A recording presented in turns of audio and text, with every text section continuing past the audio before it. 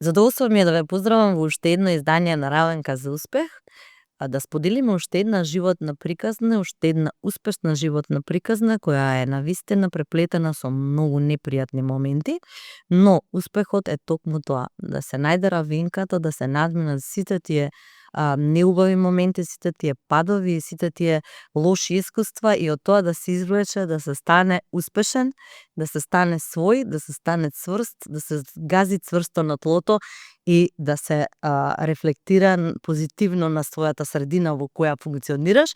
А токму таква е нашата денешна гостинка, Цеци Николова. Мислам дека сите веќе ја знаете од утринската програма на Канал 5 телевизија, каде што секогаш е насмејана, пријатна, топла за расонување на забајле. Супер.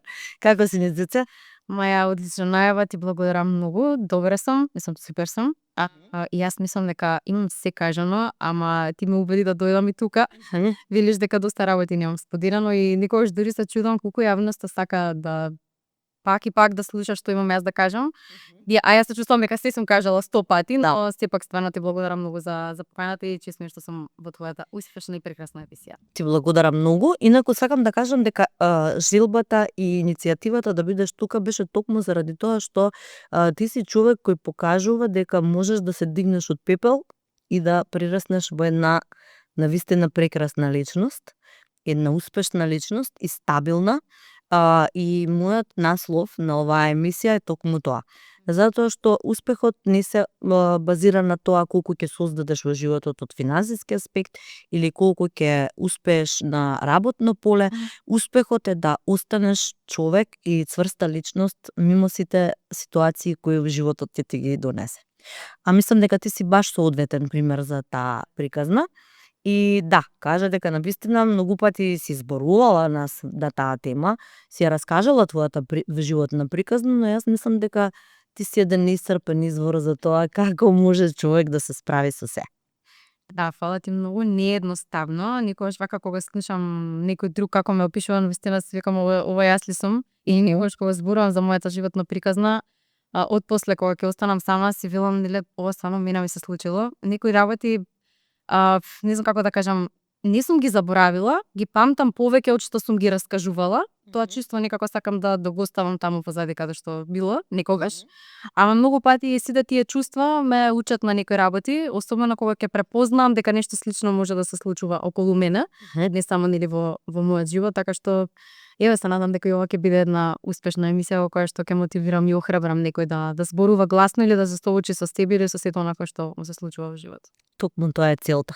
Луѓето кои се срамат од својот живот, луѓето кои немаат сила да се справат со тоа што животот им го наметнал, токму јавните личности кои поминале низ таков пат, се еден пример дека може да се надмине се и дека се може да се искористи како начин да се стигне до подобро нешто низ тие искуства и надминувајќи ги тие ситуации. Ќе почнеме со Канал 5 телевизија, од тука па наназад ќе се враќаме. Значи, денес си активно ангажирана во Канал 5 телевизија со утринската програма. Што за тебе значи водителството и како тоа го пронајде кај себе како талент? И многу ти благодарам, обожавам да спорам за нешто што никој не ме прашува. А тоа е мојата работа. Јас ја обожавам мојата работа, навистина. Многу сум среќна што сум дел од тимот на Канал 5 телевизија, затоа што тоа е најгледаната телевизија кај нас дефинитивно и сум во еден тим. На кој си ја сака телевизијата? Да. Веќе со години функционира и јас само сум дел од тимот кој што веќе функционира. Супер се снајдов таму. Инаку желбата за водителство, за камери, за телевизија генерално имам многу одамна. Уште како дете можеби во детско село ми се има појавена таа желба, само што не сум знаела така да ја формулирам и да ја искажам.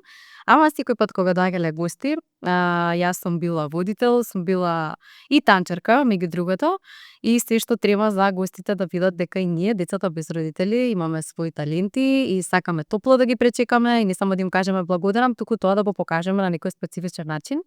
Јас никогаш сум сакала да го правам тоа. Мајка Наташа, уште од мајка спомнам, Да. жената која што се грижеше за мене во детско село, секогаш ме туркаше напред. И дури ме ставаше во ситуација во кој што мислев дека не би се снашла, например, не знам, дошле некои ненајавени гости и века Цеца, сега текстот од минатиот пат да го повториме, само нели мене ме го репочитували тие. Јас велам како ама чекај сега не сум спремна. Како ти не си спремна? И секој пат сум била бескрено несигурна во себе, искрено. Па дури кога сам работи во Канал 5 и секогаш кажувам дека Иван Мирчевски имаше повеќе доверба во мене него што имав јас во себе. Тој буквално вака ме фрли во оган и рече ќе се снајдеш, сигурна сум. Јас велам како, од каде тоа? Бидејќи тој прегледуваше мои претходни стари снимки, нели како јас сум зборувала, како правам интервју и такви работи. Меѓутоа јас мислев дека нема да се снајдам, плюс студио е навистина специфично, има камери, Ту се во живо, нели? се во живо, нема простор за поправање, треба мозок да ти работи 200 на сат, мислам дека мене не ми работи. Ама не знам што се може да се случи, како може Така е, ситуација има. ситуации, да. И буквално секоја емисија уживам во тоа што го правам. Стрикна сум со гостите што ми доаѓаат. Сакам да принесам разни приказни како што тоа го правиш ти. Сакам многу да истражувам и да најдам некој кој што се уште не зборувал, а има навистина нешто многу што да каже. Покрај сите оние нели доктори и политичари кои што поминуваат кај нас во емисија и музичари кои што промовираат нова музика, но секогаш сакам да најдам нешто интересно и специфично кое што баш некако ќе се поврзе со мојата приказна. Секако, јас се сложувам со тоа дека луѓето кои не се бават можеби со така некоја професија која е јавно експонирана толку многу и која е навистина забележана од медиумите, имаат своја приказна која можеби има голема тежина Да. и значение за да се А тешко да е се за чуе. новинарите да ископаат такво нешто, бидејќи многу пати луѓето се затвораат во себе и мада во последно време, еве ти се сведок дека на социјалните мрежи знаат да излезат приказни Апсолутно. сведоштва од нели разни ситуации, но не често луѓето сакаат тоа и пред камери да го споделат, особено во живо. Па сега тука нели јас изнаоѓам многу начини како да им објаснам дека навистина тоа ќе допре до многу луѓе, затоа што емисијата навистина многу гледана, има високи рейтинзи и дека ќе охрабрат некој како што јас тоа сум го направила и секогаш го споделувам мојот пример. Твојот пример е една навистина специфична приказна, која од твоето рано детство започнува лошо, но оди во нагорна линија. Така и Кај тебе оди, да, кај тебе оди обратно. Обично децата имаат среќно детство, па после во текот на животот се соочуваат со она што им го нуди светот и околината, па тука им доаѓа малце узбрдо, си велат леле, сега не беше вака, додека беше тато носи, мама меси, а кај тебе обратно. Значи ти имаш тешко, лошо детство, па после тоа почнуваш да наидуваш на една топла средина. Ете, како што ја спомена мајка Наташа, која ти е еден пример во животот и која веројатно многу дала од себе и од своите емоции кои ги има како човек. Тоа не може да се одглуми, тоа не може да се направи за плата. Тоа е нешто што или го имаш или го немаш. Ти си имала среќа да после сите несреќи паднеш во такви раце, па ете, да поидеш по овој пат. Твојата несреќа од кога ја паметиш? Од која возраст? Болните и тешките моменти. Па јас од себе, мислам за себе, паметам од можеби 5-6 години, нешто така, веројатно сите деца, не знам, претпоставувам. Ама специфично е тоа што никако кога ќе се навратам од кога јас се сеќавам на себе, тоа не е убаво сеќавање. Претпоставам дека децата обично сакаат да паметат некој нивни роден ден или нова година или не знам нешто што нивните родители го направиле, им оствариле некоја навистина голема желба. Во мојот случај не е така и ми е жал за тоа што било така, меѓутоа сакам да верувам дека баш како што кажи ти во самата најава пред прашањето, дека во животот секогаш, мислам, во одреден период од животот мора нешто да ни се случи, нешто што ќе не освести. Тоа најчесто е нешто болно, нешто стресно, нешто травматично и од најразличен карактер. Но сега од денешна перспектива сум многу среќна што тоа ми се случило веќе, односно што веќе завршила, сакам да ставам крај на тоа поглавје, на неубавите работи, на сето она кој што можеби ден денес имам последици од некои работи што ми се случило, но работам на тоа. Не сакам да стане дел од моето секојдневие. Сакам да мислам дека доаѓаат убави времиња, затоа што навистина животот ми оди во нагорна линија, особено кога станува збор за мојата работа, мојата кариера, да ги истакнам сите мои позитивни страни, бидејќи постојано се зборувала за неубавите работи. Има доста убави работи кои што јас можам да ги содржам и тоа така нескромно го правам, постојано и на социјалните мрежи и на мојата работна позиција, така што сакам само да верувам дека доаѓаат убави работи. Во тоа не верувам, сигурно ќе се случи нешто што ќе ме тресне повторно од земја, нешто што ќе ме разлучи. Добро, животот е преплетен со успони и падови. Значи, ниеден живот не е рамна линија ниту само горе, ниту само доле. Да. Меѓутоа, она што го кажа, твоето зрење на духот, кој сите во текот на животот го поминуваме, ти си го поминала во твојата рана возраст. Така, баш така. Сега веќе сите тие амплитуди кои ќе ти се случуваат, претпоставувам дека ќе знаеш повеќе да се носиш со сето тоа, заради тоа што си доволно емотивно созряна. Рече дека се потсетуваш на твојата возраст негде околу 5-6 години. Од кога си ти надвор од твоето семејство? Значи, твоите родители се разведоа, нели, после твоето раѓање? Се разделиле, јас колку што знам, тие никогаш не биле во Добро. се разделиле, односно мајка ми ме оставила кај татко ми и потоа ме земаат од кај татко ми. Јас не знам точно на колкава возраст сум била, некако не сакам многу да копам по тие работи, многу лесно тоа знам, значи колку години сум имала и некои детали поврзани со тоа. Сакам да се задржам на тоа што го знам, бидејќи тоа што го знам е премногу за мене во моментов. Можеби некогаш нели би сакала тоа да го прочепкам малку повеќе. Така што од некои 4 години можеби сум живеела во манастирец, во згрижувачко семејство, денес така се кажува, порано беше дом семејство. Семејство од каде што не носам во спомени, тоа често го кажувам и никогаш злаа да изреагираат од таму. Некои членови од семејството, кои што јас не ги познавам, застануваат во сериозна одбрана на згрижувачката која што ме чуваш и јас наистина не сакам да ја водам таа борба, можеби можам да ја износам, имам сила, ама не сакам затоа што одбирам да имам мир, искрено. Поминало тоа, завршило, јас сум веќе сериозна личност, возрастна, нели? Не ми доликува да се занимавам со никои работи. Но сепак не ти е во добро сеќавање. Апсолутно не. Значи не битно како они тоа го сваќаат, си толкуваат, твоето лично доживување е негативно негативно. Значи кога ќе се спомена манастирец, познавам луѓе кои што се од таму, живеат во Скопје и се навистина прекрасни и ми е жал што е така, но навистина моето чувство не е убаво кога ќе се спомена село Манастирец, затоа што таму ги носам најголемите трауми и мислам дека најголемата моја животна победа би била еден ден кога ќе решам да одидам таму. Сакам да го направам тоа, ама не сакам да се брзам, не сакам да се форсирам, можеби кога ќе бидам во пензија ќе решам тоа да го направам, не знам, ама би сакала, јас секогаш сакам да се соочам со работите, колку и да се страшни, можеби некогаш ми треба малку повеќе време нели да го соџбакам се тоа, ама би сакала да отидам таму и чисто само да го видам местото и да се видам себе си во сите тие ситуации и како сега гледам на тоа. Ама сега во моментов не сум подготвена, бидејќи се уште ми е така баш не убаво кога ќе споменам манастир. Значи се уште ти е некоја траума која ти буди немир чувства, да, немир, да. Мирна и да отидам таму, не да ми е се едно, ама нели сепак да имаш сила да се соочиш, точно. Како искочи ситуацијата да ти дојдеш во СОС детско село? Да отидам. Твојата среќен момент. Многу несрекна. Ама да сум знаела дека тоа ми носи нешто супер и тогаш би била срекна. Од Центарот за социјална работа од Велес дојдоа на посета, затоа што мојот старател беше всушност од Центарот од Велес, а не директно жената што се грижеше за мене, нели, за среќа.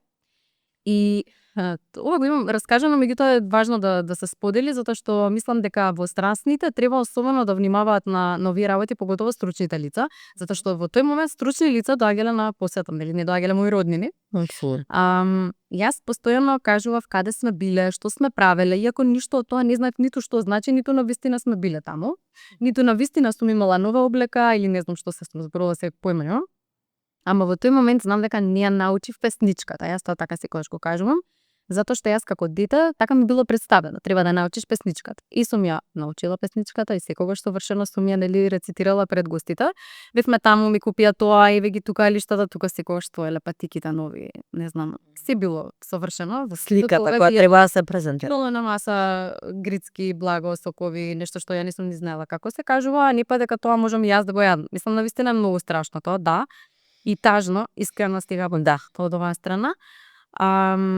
И во еден момент јас не ја знаев песничката. Веројатно нешто многу тешко требало да научам, не знам. И решувам дека јас ќе спијам и легнувам во другата соба. Доаѓаат веќе тетките и ме будат, нели? Ама многу лесно може да се препознае кога некој дете навистина спие или не спие, без разлика и да спие ќе го разбудите. Ама јас упорно се трудам да не се разбудам, нели, да не се разбудам. И станувам на крај и велам, ама јас не ја научив песничката. Ама среќниот момент во таа ситуација беше што згрижувачката не беше присутна. бидејќи да беше присутна. Од страф. Јас многу имам страф од таа жена и кузна, мислам дека не би ни отворила уста, не знам, навистина. Ама тогаш реков не ја научив песничката и мислам дека им стана се јасно, сега не знам понатаму што и како се случуваше, ама многу брзо после тоа дојде мајка Наташа заедно со Марио Јанчев, никогаш не сум го спомнала. Луѓето кои што ме земаа буквално од манастирец и ме однесоа во СОС детско село. Јас тогаш многу плачев, многу бев тажна и сакам баш ова да го споделам затоа што јас ја барав жената која што ме чувала. Ја викав мамо, веројатно затоа што не сум знаела за друга жена, нели, во таква некоја улога, мајчинска. И дури на лошите работи човек се навикнува. Да, затоа и сакам да го споделам ова, затоа што со мајка Наташа често кога разговараме, вели цврчките ми ги вадеше, стануваше ноќе ми викаше кај мама, како да ти објаснам дека тоа не било добро што ти се случувало, навистина многу тешко на едно дете кое што се научило на таков живот да му објасниш дека тоа е многу лошо и погрешно и дека сега си во нова супер здрава средина. Веројатно со текот на времето имам сватено некои работи, не знам сега точно вака од кога сум почнала да разбирам.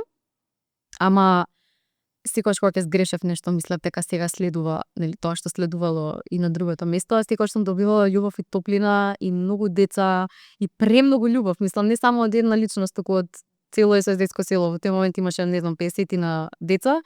Не знам колку точно згрижувачи, ама тоа е стварно многу љубов. И потоа сум сфатила дека веројатно тоа таму е многу лошо. И кога ќе видам во училиште дека некој некого удира и како реагираат возрастните, си велам, јас зашто јас вака имам живеено? Мислам, онака дури ми било страв гласно да кажам дека ова било мое секојдневие, нели? И затоа возрастните навистина треба да препознаваат, бидејќи јас вака како возрастна, ниту сум мајка, ниту сум стручно лице, мислам дека многу лесно би препознала кога некој дете трпи некаков тип на насилство. Дали е тоа булинг, дали е физичко насилство, дали било што нешто што се случува во домот, мислам дека многу лесно може било кој од нас да го препознае, а не па стручни лица кои што навистина не реагирале соодветно тогаш, морам така искрено да кажам. Да. Требало да дојде до момент јас да не ја научам песничката за тие да разберат дека имаме проблем. Да. Добро, види, комплексна е таа ситуација. Значи ти во моментот и не си манифестирала, можеби луѓето не можат да осудат некого ако не почувствуваат баш некоја реакција од тебе, ама ете така се поклопиле работите од универзумот да ти излезеш од целата таа приказна и во текот на твојот живот си имала повеќе мајки. Значи, мајки кои си ги нарекувала мајки и од денешна перспектива мајка Наташа ти е мајката која ти ја дала позитивната вибрација и позитивната насока на животот и силата да бидеш ова денеска. Гледајќи те тебе, очигледно дека таа имала навистина добра енергија, добра намера. Се надам никој да успеам да ја убедам да седне пред треба, да, дефинитивно. Мислам сите нејзини дела се некаде запишани, без разлика дали ќе излезе во јавност или не, ама она што денеска го гледаме како слика за тебе, се гледа дека потекнува од некакво тло кое било плодно и добро. Апсолутно, така е. А што се однесува до онаа твоја рана возраст и рано детство, твојата мајка во денешни услови и од денешна перспектива ти ја знаеш и познаваш, да, и си запознаена со нејзе. Како беше првата средба и кога таа прв пат пројави желба тебе да те запознае? Добра, значи за неа секогаш бирам зборови што ќе кажам, бидејќи знам дека таа ќе гледа и дека ќе се навреди, дека ќе се повреди, дека многу пати веројатно сум била многу брутална на тема мојата биолошка мајка. Ќе се потрудам сега да биде се нормално. Односно, навистина како што е. Да не го изманифестираш тој внатрешен револт кој го имаш. Добро. Јас не ја знам уште од мала. Мислам, таа неколку пати има дојдено заедно со мојот татко во манастирец кога живеат. Заедно дошле? Но има дојдено, дури јас многу бев срекна да им кажувам на другарчињата дека мајка ми и татко ми не се заедно, ама кога доаѓаат да ме видат се заедно. Бидејќи јас нели не знам што се случува, тие дали се заедно или не се заедно. И не знам, се тоа неколку пати се има случајно, не знам потоа со што престанале да доаѓаат. Сега доаѓа моментот во детско село кога биолошките сродници апсолутно имаат право да дојдат да се ги посадат своите биолошки деца. Со сите нели процедури што треба да се поминат. Татко ми беше тој кој што доаѓаше, искрено. Значи колку и да му била тешка ситуацијата финансиска и со воз доаѓал и не знам што, значи мислам и пешки дека би тргнал има дојдено, мислам, јас немам воопшто ниту убави чувства, ниту ништо за него, меѓутоа тоа што треба да се каже дека било добро, навистина доаѓал таму и тоа го почитувам бескрено. Тој доаѓаше сам и сега нели мене природно ми доаѓа каде е мајка ми. Не се сеќавам на одговорот, единствено што паметам е дека не сакала да доаѓа. Нели со разноразни некои изговори, ама станува збор за твоето дете и ти нели тоа што велам, ако треба пешки ќе тргнам, ќе отидам, ќе ја видам еднаш во годината барем. Инаку да напоменеме, извини што те прекинувам, твојата мајка покрај тебе има уште 2 други деца. Така. Да, имам полубрат и полусестра од низина страна, имам полубрат од страната на татко. Историсно големо срекно семејство.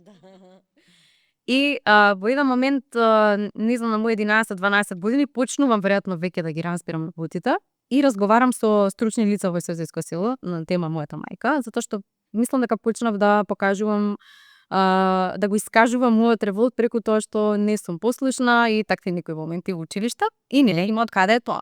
И разговараме за мојата мајка и јас велам зошто таа не доаѓа, никој нема одговор. Дали е жива? Да, жива е. Зошто не доаѓа? А во меѓувреме нешто почна и татко ми да не доаѓа. И немав одговор некој конкретен. Сега бев мала, ама некако ги разбирав работите. Можев да препознам кога бираат зборови и кога само тоа нели вака ќе го спакуваат за мене убаво да ми звучи и да не се налутам. Мислам супер што го правеле тоа, така и треба да биде, само мене ми е многу драго што јас сум знаела тоа да го препознам. И само во еден момент реков не сакам да доаѓа. Ако еден ден реши дека ќе дојде, кажи ти дека јас не сакам да ја видам. Значи ти си лута на не. Јас сум била лута, така и тоа ми требало тури 2 години. Сега од тие 2 години не знам таа колку пати се обидела да дојде, потоа се имаме гледано, имало ситуации во животот кога сум се чувствувала виновна за тоа што не ѝ давам шанса да биде мајка, моја мајка, нели она е мајка на другите 2 деца и е совршена мајка колку што можам да слушнам околу мене. Како може да биде совршена мајка на 2 деца? Тие се во одлични односи, навистина, цел живот супер си се согласуваат и јас некако сум црната овца. Мислам, не сакам така да го кажам, не се чувствувам, ама кога стан Да, манифестираш револт. Да, кога станам за разлика од нив ситуација, баш е нели така. И се обидов да и давам шанса да се видиме, да разговараме, да создадеме некаква релација, иако е многу чудно со твојата нели биолошка мајка да седиш од другата страна и воопшто да немаш чувство дека таа ти е мајка. За стварно е кој знае како звучи тоа на луѓе што го гледаат и слушаат това, некој што го поминал и некој што го живее, навистина може да го разбере. Тоа не значи дека јас немам чувство за родител. Мајка Наташа, јас кога ќе ја видам, го имам навистина тоа чувство како таа жена да ме родила и тоа секогаш така го кажам, тоа што така го чувствувам. И сакам да ги кажам работите така како што ги чувствувам без разлика што некој ќе биде повреден. Јас сум цел живот повредена ако гледаме така. Цел живот се чувствувам оставена, нели? И секогаш ти велам ако мајка ми моја родена не ме сака, тогаш што да очекувам јас од другите. Имаш ли тоа чувство на сомнеш во луѓето околу тебе дека не може да те сакаат, дека ти не заслужуваш да бидеш сакана, дека можеби вината никогаш на себе си ја префрлаш, што е апсурдно, меѓутоа многу пати се случува кога родителите не покажуваат искрена љубов, да ти чувствуваш неаргументирано, но реално вина на себе, како да не заслужуваш да бидеш сакана. Да, сум се чувствувала така, само луѓето кои што се околу мене навистина секојдневно ми покажуваат и ми докажуваат дека не е така. И да, признавам дека некогаш можеби треба малку повеќе да ми се објасни, да ми се покаже и да ми се докаже, затоа што јас бескрено не верувам во ништо. И мислам дека е оправдано тоа. Мислам, не во ништо да не верувам, ми треба малку повеќе време да се отворам кон луѓето, да почнам навистина да верувам и да ги препознам чувствата дека се искрени. Дали наидуваш на луѓе кои имаат големо разбирање, затоа што дефинитивно факт е дека ти не си човек кој е по некој терк, нели? Да. За тебе треба малце поинаков пристап. За тебе треба малце повеќе докажување на љубов. За тебе сигурно има моменти кога ти го манифестираш тоа како некоја недоверба, сомнеш, страв, како и да е. Да, апсолутно. Да, го покажувам тоа и сакам да не сум таква, ама сум таква. Едноставно со сите работи што ми се случили сум срекна каква сум. И сега ако тоа е единствената нели мана дека треба луѓето малку повеќе да ми покажат и докажат, тогаш сега тоа ти избрале да бидат дел од мојот живот и јас со широко срце сум ги прифатила. Инаку да, имам разбирање. Ќе ја спомнам и мојата работна средина каде што бев апсолутно прифатена уште од првиот ден кога влегов таму. Иако мислев дека не знам, имав разноразни некои мои претпоставки како тоа може да изгледа и со оглед на тоа дека јас постојано зборував за мојата животна приказна и за алопецијата и за се тоа, некако во ниеден момент не истакнував дека јас сакам да бидам водител, тоа само си го чував вака длабоко во себе и таму бев супер прифатена, одлично прифатена. Буквално на исто рамниште како што се и тие, ништо помалку, иако тие имаат сериозно работно искуство и нели луѓе од кои што јас можам многу да научам. Ама сум се чувствувала уште од првиот ден дека сме на исто рамниште. Барем, мислам тоа тие така направиле да се чувствувам. Во однос на луѓето околу мене, исто така да наидувам на разбирање. Некогаш кога нормално немаме разбирање за истото, јас ќе потенцирам, ќе кажам дека некогаш и сама не си се разбирам од каде се ми потекнува сето дека не почнам да си копам по нели себе. Јас сум девица, морам сето да го изанализирам и тогаш точно знам од каде потекнува. Дали некогаш ти пречи сожалувањето? Дека луѓето ќе покажат сожалување кон тебе. Дали тоа те прави да се чувствуваш малце по непријатно, да не бидеш доволно јака како личност, да имаш чувство дека луѓето имаат некоја толеранција ради тоа што ти си во таква средина си функционирала до сега? Маја, искрено не. Иако тенка е границата помеѓу емпатија и сожалување, јас кога ќе забележам, мислам тоа од мала било така, кога ќе забележам сожалување, бегам од таа средина. Без разлика што ме донело таму, колку сум била стрикна, колку сум го сакала нештото, кога ќе прочувствувам дека некој ме жали, буквално нема зашто, јас си заминувам таму. Фала Богу, не сум го почувствувала тоа наистина доста време и многу сум стрикна за тоа. Нема потреба, зашто некој треба да ме сожалува. Мислам, јас не го зборувам ова јавно за да пробудам сожалување кај луѓето, напротив, како што зборавме и во самата најава и во други интервјуи имам кажано дека кога забележав дека луѓето се поистоветуваат со мојата приказна, тоа ми даде мотив да бидам уште погласна, затоа што не секој има храброст условно, иако не е ништо страшно кога да седнеш и да зборуваш, не секој сака да излезе пред камера и да каже јасно и гласно што се случило. Ама јас ќе го правам тоа се додека чувствувам дека на некој му помагам со тоа. Пред се на себе, мене ми убава кога ќе ги кажам гласно работите, јас сум човек кој што сака директно да зборува, ама во секој случај ако тоа помага и на некој друг, а знам дека после оваа емисија ќе имам еден куп пораки со разни животни приказни и затоа ќе продолжам да го правам. Имаш ли време да им одговораш на сите тие пораки и да им дадеш некаков совет од твое лично искуство? Јас во принцип се оградувам од влегување во дискусија, затоа што често се работи за сериозни животни приказни. Не сум стручна да кажам што мислам, само најчесто ќе дадам нели поддршка, да бидат добри, да бидат силни, да се обратат на стручно лице, често затоа што јас не сум стручно лице. Никогаш не би си дозволила себе си да кажам нешто, мислам, ниту на себе, ниту пак на некој друг, нели што е паметно сега да направиш, тоа што често под мене се бараат одговори, што би направила ти во оваа ситуација. Не знам.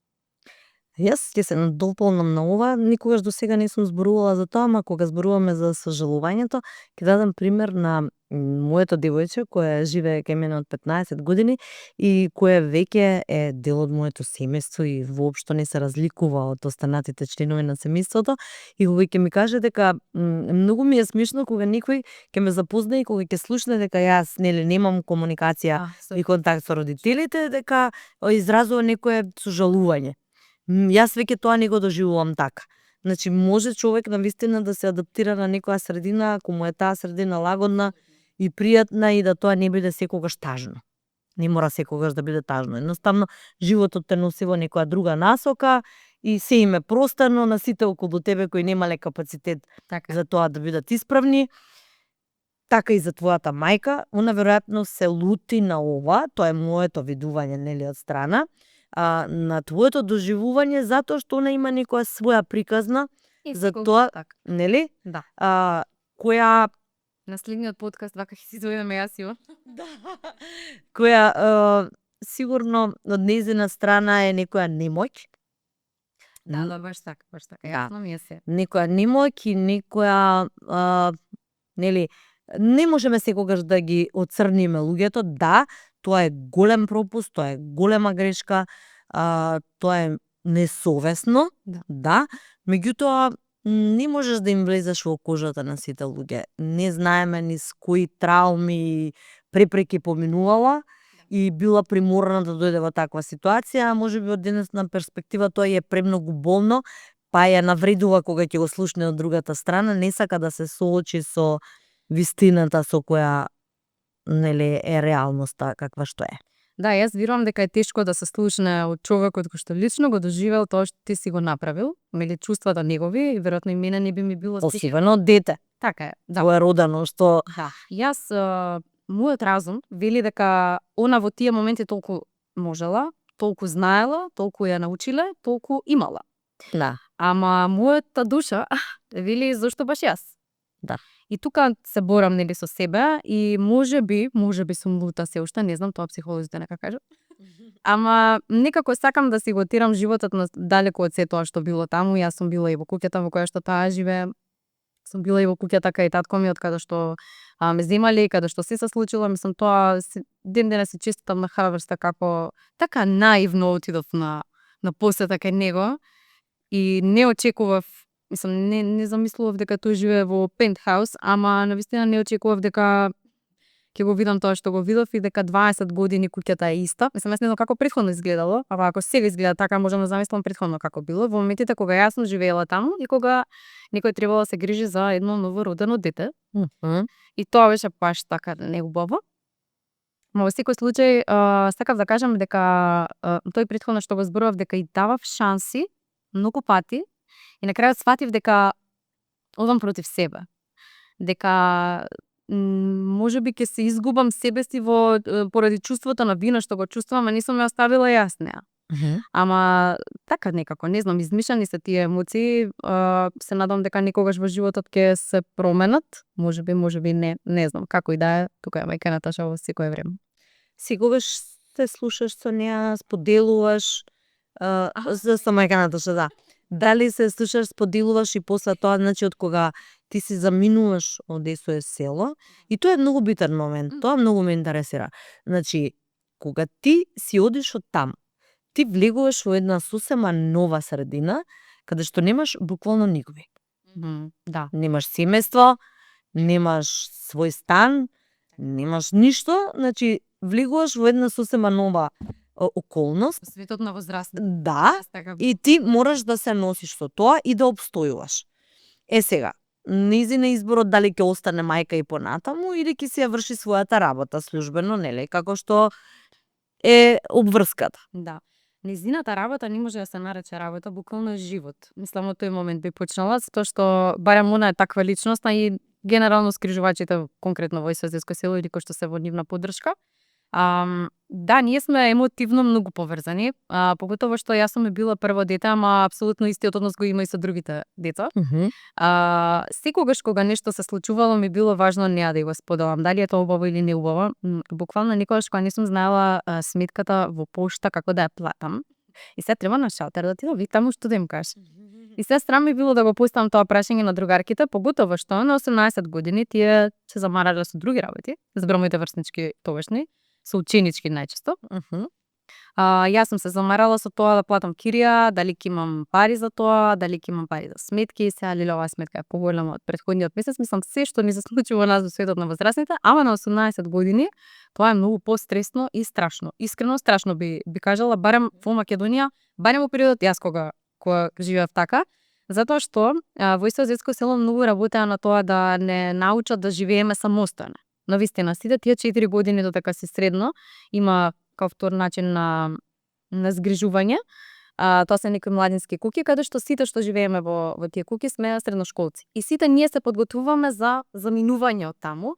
Осамостојување на некој начин. Баш така, да. И ти не уживаш во тој процес таму, не уживаш во животот, мислам ако можам така да се изразам, туку се подготвуваш за нешто што те чека после 4 години. И сега вака кога ќе се навратам си велам јас што памтам од тие 4 години. Од тие 4 години памтам дека се спремав да пораснам. И јас кога одев во школа, буквално пола од материјата мене не ме интересираше затоа што јас имав фокус како сега, значи јас ќе имам толку пари, треба да платам кирија, дали ќе имам за ова пари, дали ќе имам за тоа пари, мислам постојано се врти стравот во главата Природ. кога ќе останеш на улица и што ако немаш пари да платиш. Мислам не се врти се околу парите, туку јас не сум Добро, тоа е екзистенцијални прашања се не е. друга опција. Иако детско село секогаш биле тука да, нели, што ја се случи, да се вратам таму, да се снајдам неколку месеци и се. Да, има опција да се вратиш доколку Има секогаш. Барем јас кога сум растала во младинците, многу младинци се враќале, нели што излегле се враќале и престојувале тука неколку месеци се додека не се најдат работа или додека не се реши никое такво прашање. Добро, државата не ви обезбедува работа веднаш по излегувањето таму? Не.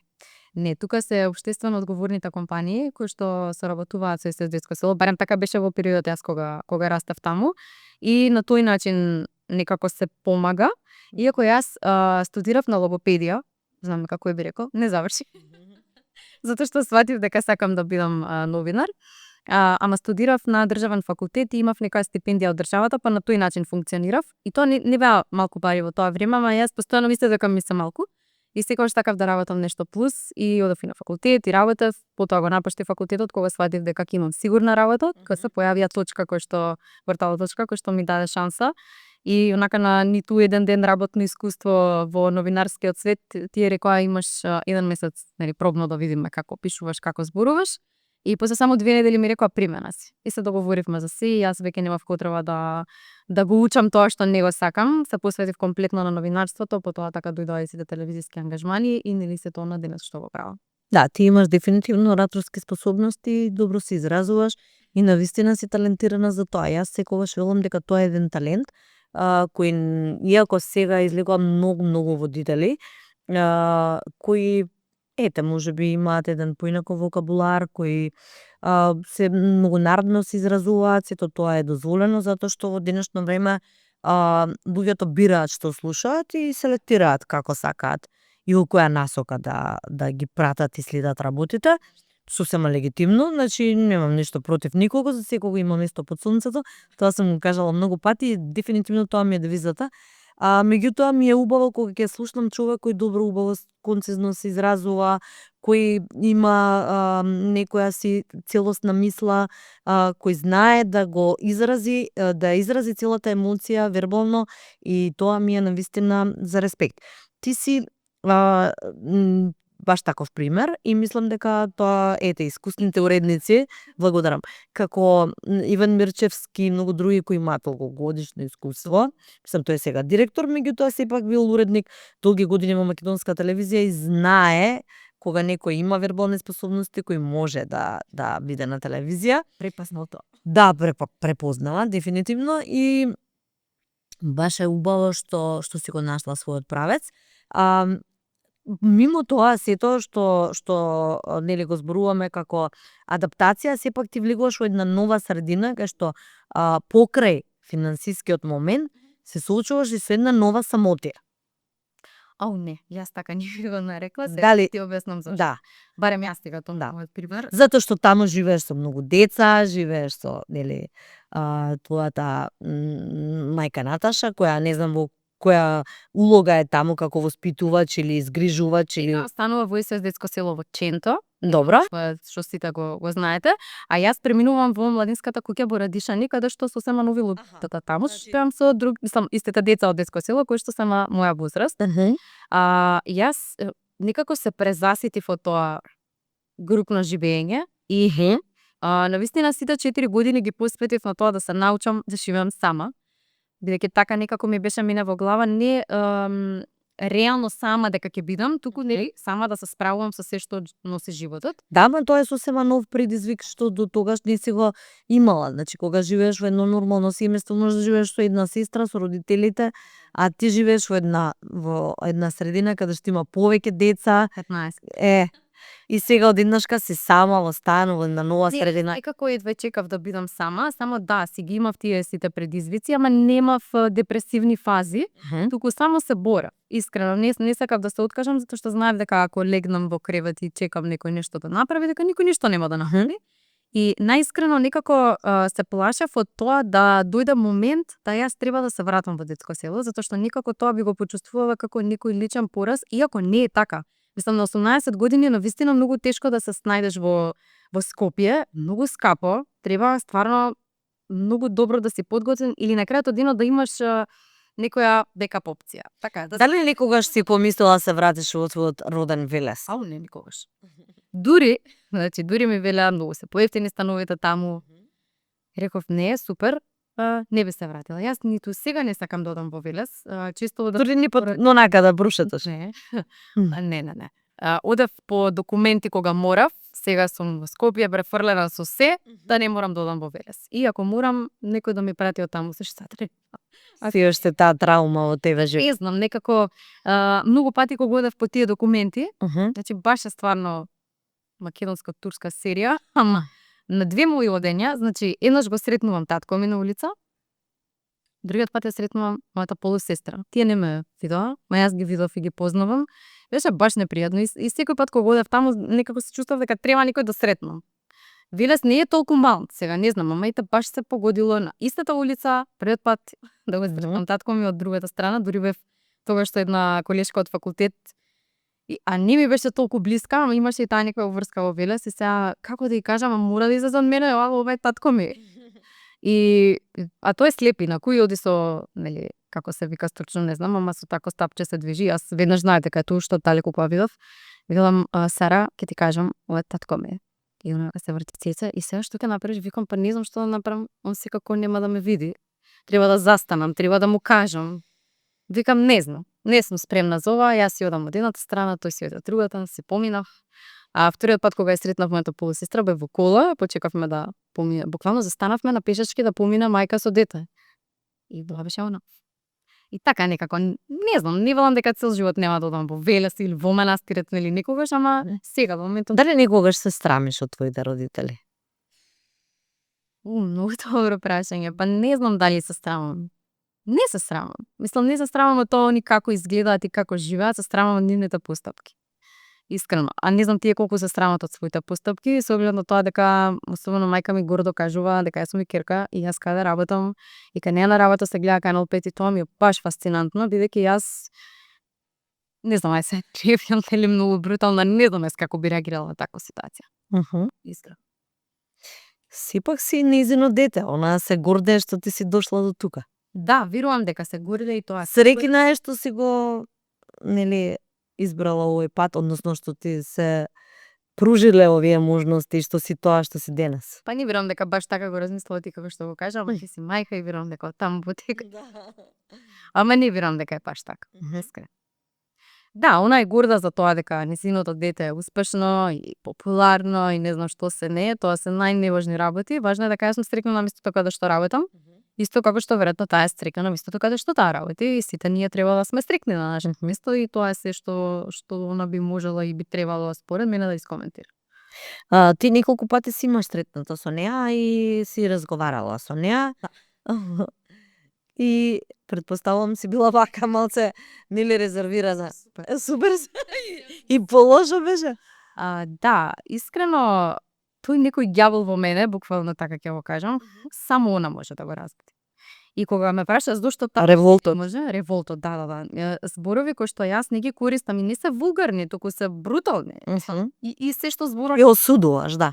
Па да, ја осудувам, особено кога нема да биде конкретна. Значи јас имам многу конкретни прашања, така и со моите гости на работа, така и функционирам во мојот приватен живот, особено па немам се многу конкретни прашања, ти одговорите кои што таа ми ги дава се многу смешни. Значи јас не сум прво одделение, јас многу работи имам поминато во животот и на крајот од денот не знам, седни, исплачи се и искрено кажи дека тоа што толку си можела. Мислам тоа онака бескрено ќе го почитувам и ќе си речам па да стварно е така и ако е така го чувствувам, нели преска кажа дека тоа ми е разумот, ама душава моја кажува нешто друго и сега јас нели не планирам да се разболам од тие мои чувства, само затоа што разумот ми не така ми каже. Едноставно не го правам тоа што не го чувствувам.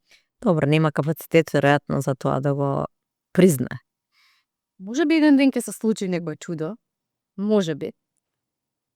После емисијава ќе ја одблокирам, па ќе видим. Ќе видиме, да.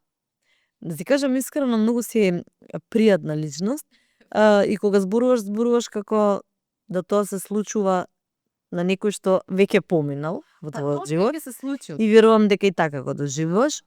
Каква си сега во твоите емотивни релации? Имаш една врска која беше јавно експонирана.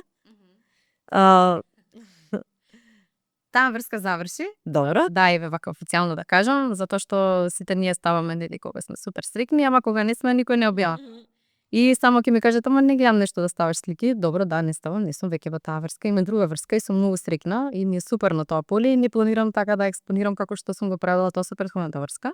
Супер.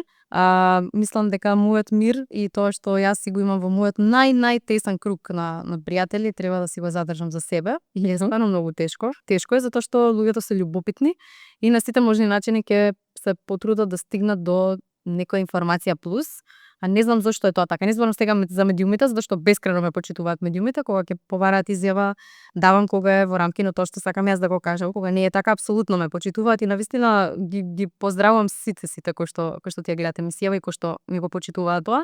Зборувам за луѓе кои што се од нели нашето опкружување и кои што не знам зошто се хранат со било каква информација од нели јавните личности. Не зборам само за себе, туку тоа се случува и кај другите колеги, кај мене на работа и постојано слушам. Добро, пресметано функционираат, мисла дека тоа е некој ексклузивитет, дека тоа е нешто што Да, имам дечко и шока.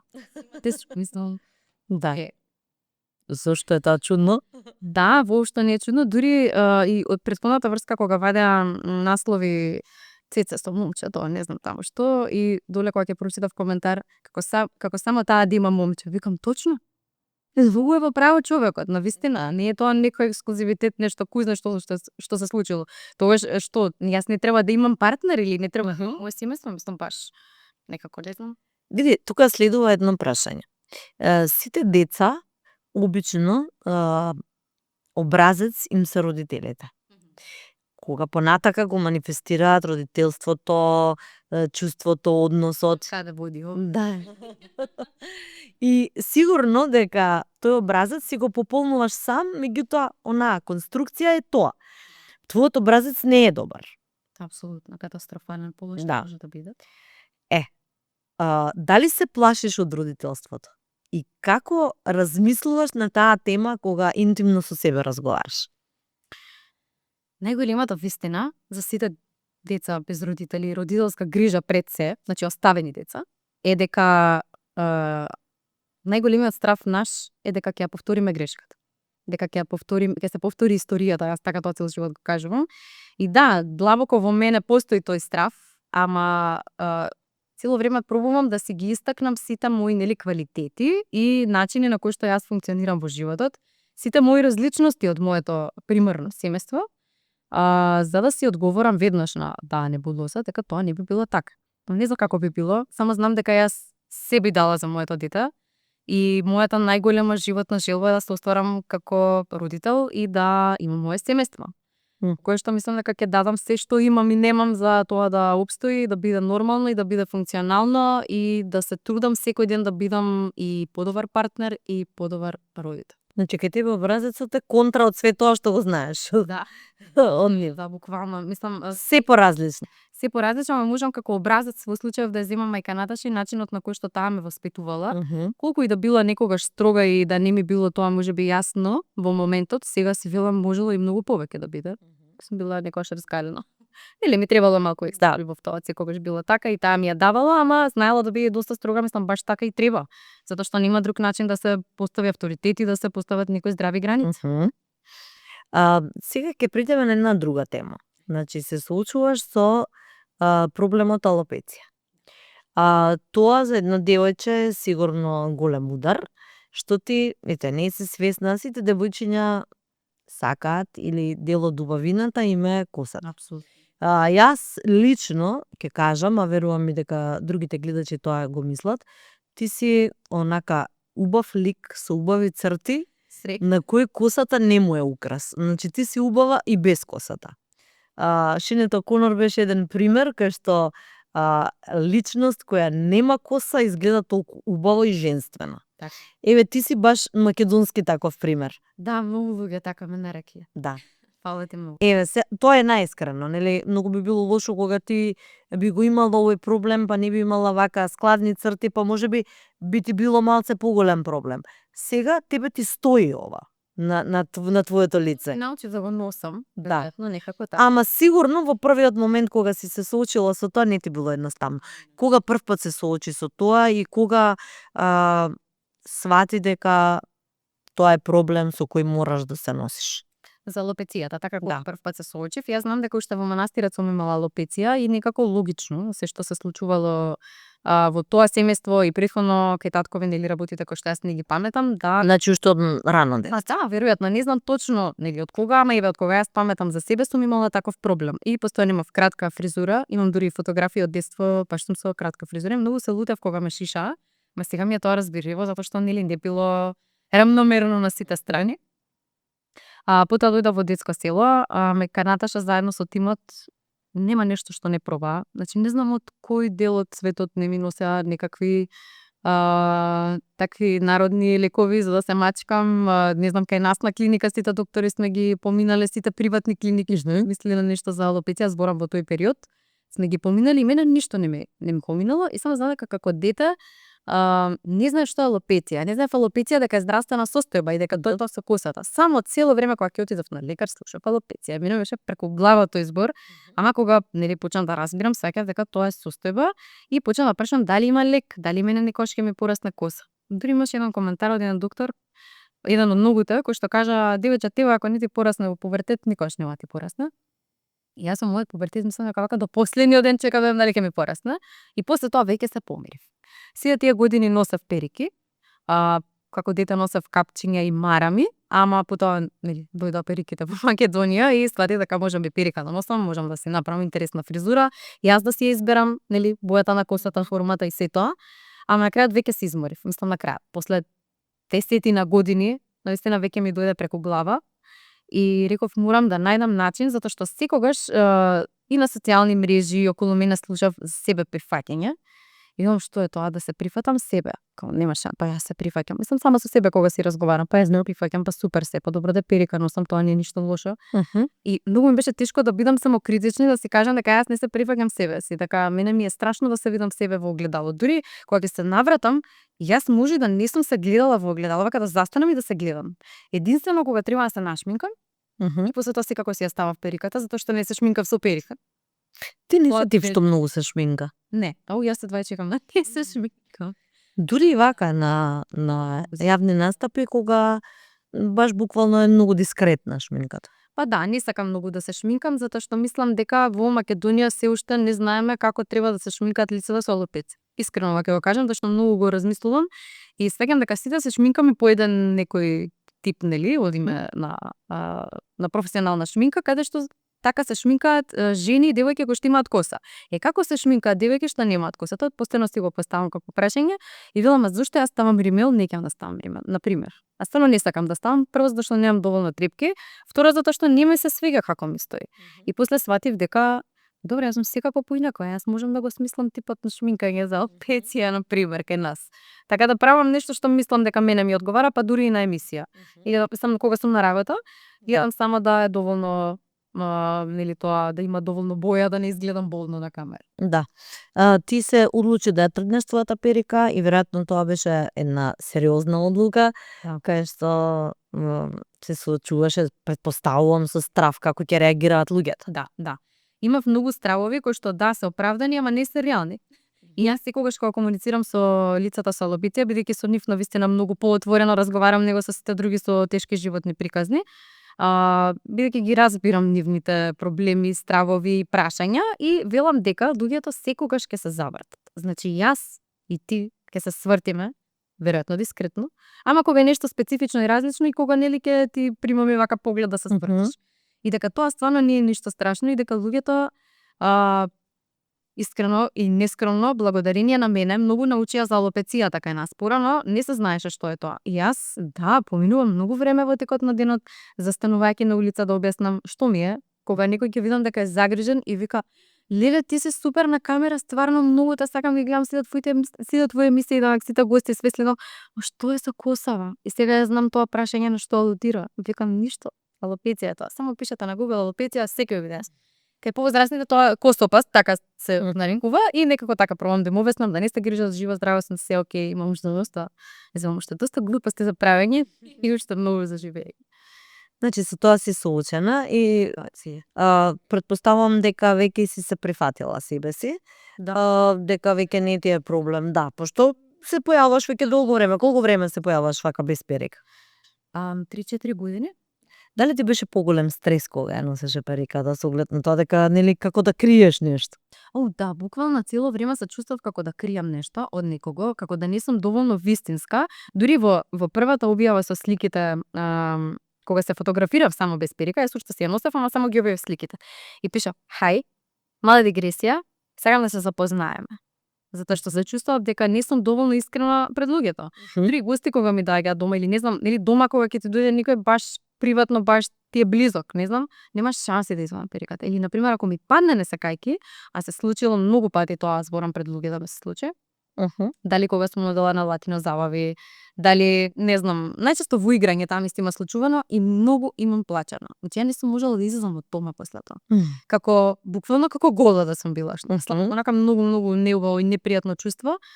И сега дури си викам, леле, колку сум се мачела, колку сум можела да се посветам на нешто друго, многу порано веројатно би работела и во Канал 5 и тоа што го сакам би била слободна и стрикна, да не се замарав со тоа. Ама веројатно така требало да биде. Созревање? Да. Будење. Како се гледа Цеце во иднина? После се ова што го поминала и после се ова што денеска го зборува без проблем, како се гледаш себе си во иднина? Па јас се уште се гледам во Канал 5 телевизија, сакам да си ја работам оваа работа, се гледам како идна сопруга и мајка. Искрено тоа сакам да ми се случи во животот, не сега одма, ама сакам да се случи. И сакам да бидам среќна.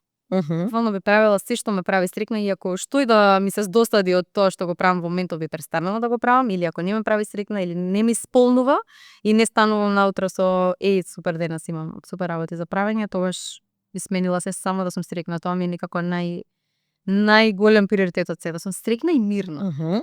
Имам мир. Значи дека си уште се гледаш како водител, како дел од Канал 5 телевизија која те спаса од мене. Да.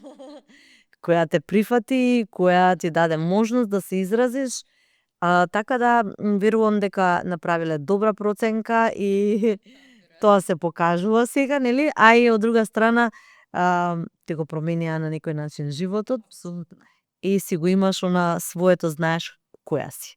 Знаеш во која насока движиш, знаеш која е твојата перспектива, знаеш што сакаш, знаеш што не сакаш, и она што го кажа, ќе резимираме дека твоето несреќно детство е една поука во животот, дека твоето зрење на духот помина, а сега треба да го уживаш животот на еден друг начин, и сега Цеце не е зависна од ниеден родител, старател, од никого, едноставно ти си одговорна за се што правиш во животот.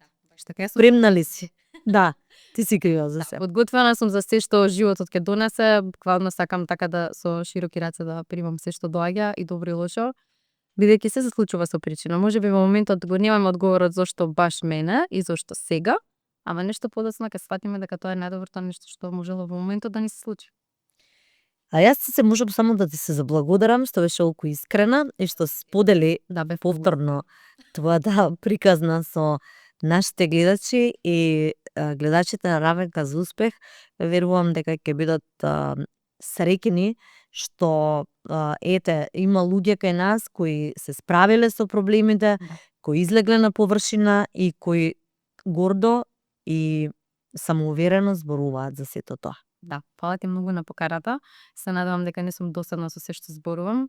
Не, сигурно не си, затоа што сето тоа е искрено и тоа е дел од тебе. Искрено, дури ќе се расплача по еден момент, тоа никогаш не ми се случува во гостување, јас сум максимално подготвена, ама и ти успеа да ме чепнеш некаде, ама мислам дека супер помнеш. Верувам дека откривме некои работи кои досега ги немаш кажано.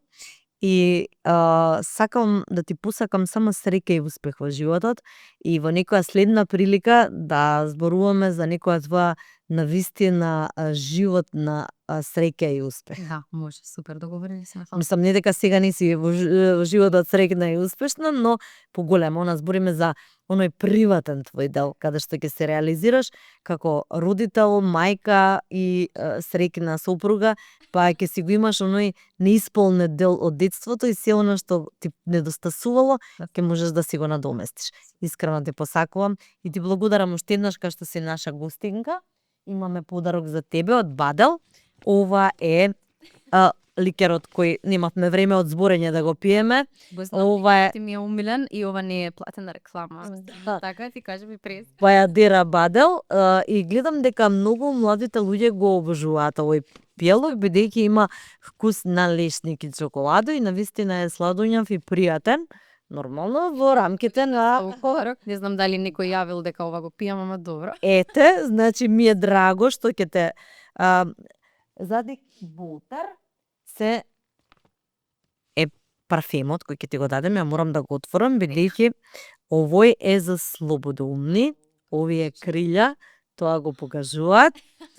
Токму за тебе, за личности кои се борат со предизвиците, кои имаат убав, слободен дух, кои прават ете такви големи чекори во животот. Ала ти многу Маја. Повели ова.